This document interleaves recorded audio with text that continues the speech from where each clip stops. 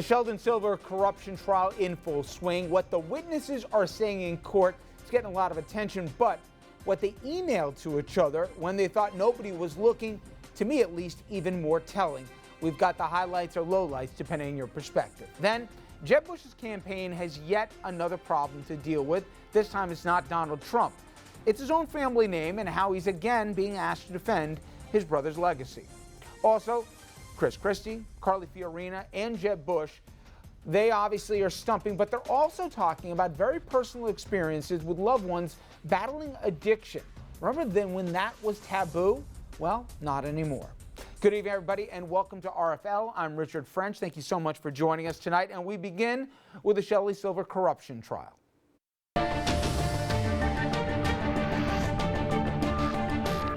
Well, the court was in recess today, but many people, they're focusing now on emails from Dr. Robert Taub. He, of course, a key witness, testifying with immunity from the prosecution. Now, prosecutors say that Silver used his office to funnel $500,000 in state funds to Dr. Taub. That in return for referrals to his law firm. Now, the good doctor sent this email to a colleague back in 2010. This is before the investigation. This is before Moreland. This is before certainly subpoenas, and this was before immunity. So, this is what the email said. This was after Silver's law firm stopped giving money to his research facility. Quote, as the Bible says, we need to get past the time when each man does as is righteous in his own eyes. Usually success is propelled by greed, envy, or both. I thought you knew that. Taub wasn't happy with Silver in that one, but here he explains why he kept doing business when he was Assembly Speaker. Quote, I will keep giving cases to Shelley because I may need him in the future. He's the most powerful man in New York State. All right, let's bring in our panel right now. Journal News columnist Phil Reisman, Richard St. Paul, Republican strategist and former vice chair for the National Black Republican Association, Michael Tobin, independent political consultant, Dominic Carter, political journalist and author. And you know, Phil, I've had various members of the Assembly here, including current ones from Shelley Mayer, who you know, and former ones, Richard Brodsky. Any indicted ones? No, surprisingly not, but that will come in time. Okay. So, nonetheless, what they all to a person will say on and off camera is, Sheldon Silver, anybody who thinks it's a slam dunk to convict him, he was the smartest guy in Albany. So it would be surprising that there would be a smoking gun. And the argument that some are saying to say, hey, you know what, referrals happen all the time, it's part of it, it happens when you have a part-time legislature and they can have outside jobs and all the rest. Yep. But when you read the email threads, for anyone to even posit that there wasn't a quid pro quo in this relationship is beyond naive. I mean, you got to let the jury work its way out here. They're going to consider all the evidence. Taub also said right there that there was never anything explicit in their arrangement. Let's say all that. Innocent until proven guilty. I'll do all the necessary caveats. That said, my God, if this is somehow acceptable, let alone legal, that's even worse than I thought it was in Albany. Careful what you say in email, really, you know. But this is the thing that keeps getting lost in this. He gets out of this using what? Taxpayers' money. This wasn't his money. This was money that was given to, you can say it's a good cause. It went to this clinic, great, but it was the taxpayers' money. And a lot of it was $500,000.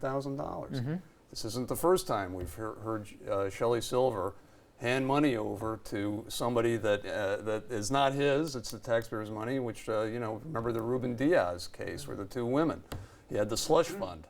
Where's that money coming from? And to me, $100,000. I agree with you 100%, but that's not even the most egregious part to me, Michael. It's fine. Mesothelioma, an important, obviously, disease impacting people through contact with asbestos, and the money apparently led to advances and all the rest. Right. However, Sheldon Silver never at his law firm did any work on the case, but at the end of the day, to the tune of $3 million, he was enriched over the years.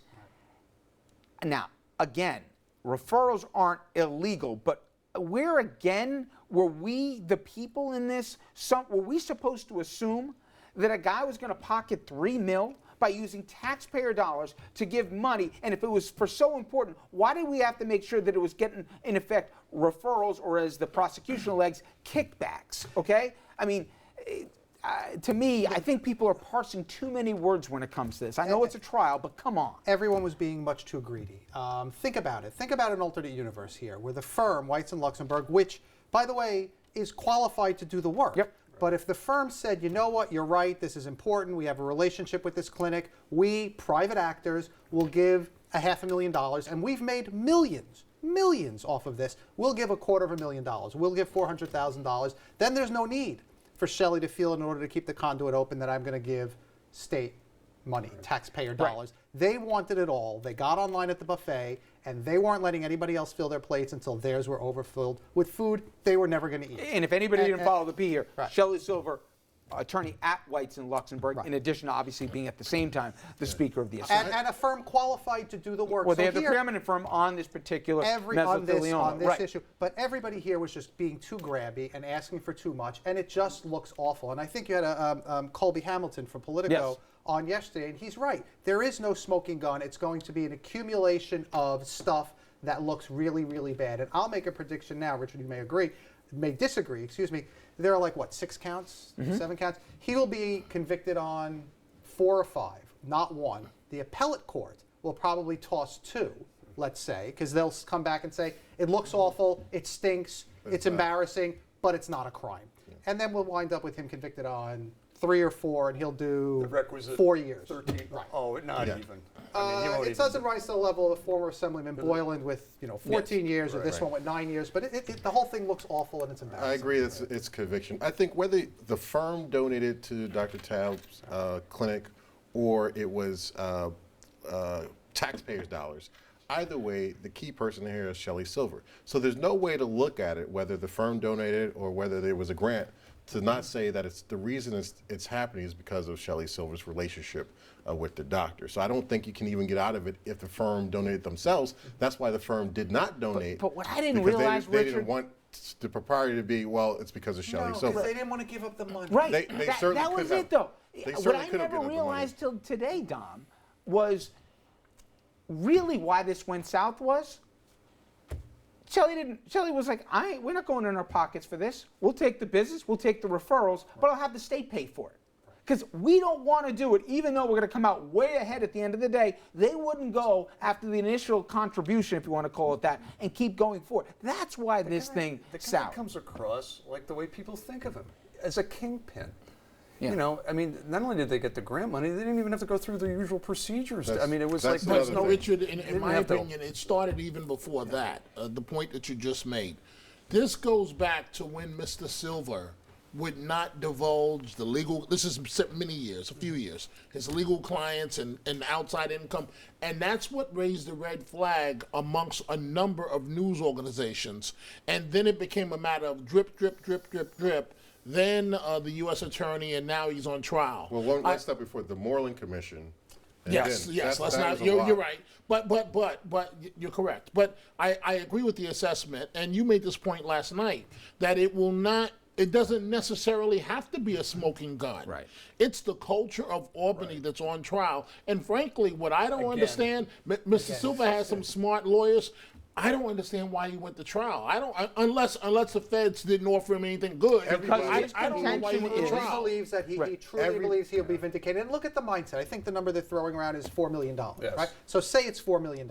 I think he still had 3.6 or 3.8 or 3.7. He wasn't spending it on boats or gambling or women or cruises. And or this, remember, this is only the first portion. There's also the real estate he portion. really does believe that he is the sole provider for an extended family of 10 or 12 that depend on, for the next 30 years, this money. And in a way, it's very sad. That's true, but you remember in Goodfellas when De Niro goes around and says, "What are you buying that coat for? Yes. Why do you get that car?" He's You know, a he's- modest That sum guy, of money. He's the just- Lufthansa case was in the news, as we know recently. Exactly. But just step back. Think for a second, because I had this debate with my good friend Richard Brodsky. I go, wait a second.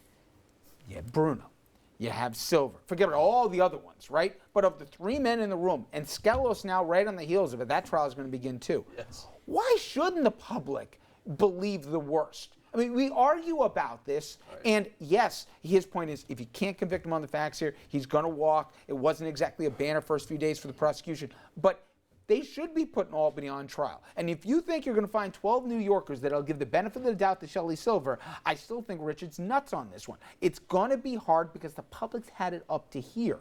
And if it's a tie, it's going to go to the prosecution, Look, I think. I agree there's a conviction coming. Most of the people who have been indicted, most of the legislators that have been indicted, it's about 100% conviction rate. There's only been one turnover, and that's been Joe Bruno. So certainly, and that was the Northern District, not the Southern District. That wasn't Pete Barrett's reign. The other thing I would say to Phil's point is you have the former state budget director for the New York State Assembly talking about, listen, this is not very typical the way Dr. Taub's clinic got these grants. There was no application. He got the grant before the application was filled out. So that's some special treatment. I think the jury can hang their hat on that and say that was illegal. But my hope is that the idea that this is still, he may have gone too far, but if he had stayed more in his lanes, this would have been legal. And the standard, and the idea that the standard practice of Albany will continue, if anybody thinks 2-3 years from now, okay? I know you just sat down with the new speaker, Carl Hasty. It seems like a nice enough guy, but you have to suspend all cynical belief here to believe that this won't happen again in 3 or 4 years. That's impossible to suspend that disbelief. Pay him full time. Public won't like this. Pay him full time. Don't let him have a second job. And keep this stuff simple and make sure everybody's got to be transparent about their income. I know we're heavy here, so we're going to jump to Well, break. what's going to happen there, even if you make them full time, Still going to have crooks. and no outside employment. Now, what about my son, my daughter, Right, my my wife, wife, get them a job? right. There's always going to be Right. favors in it. You can You limit got to it. start somewhere. I though, agree. Richard. And You if, can limit if we it. end up after this just sending him away for a while, but you perpetuate the same thing, how many columns are you going to write? About 500 in the next 3 years. All right. $80,000 in New York is not a lot of money. All right, Bush family name, I agree with you on that one, continuing to make things complicated for Jeb. Now, his dad's inflammatory comments about Dick Cheney and Donald Rumsfeld, I may agree with him, but they're making Jeb have to yet again defend the family.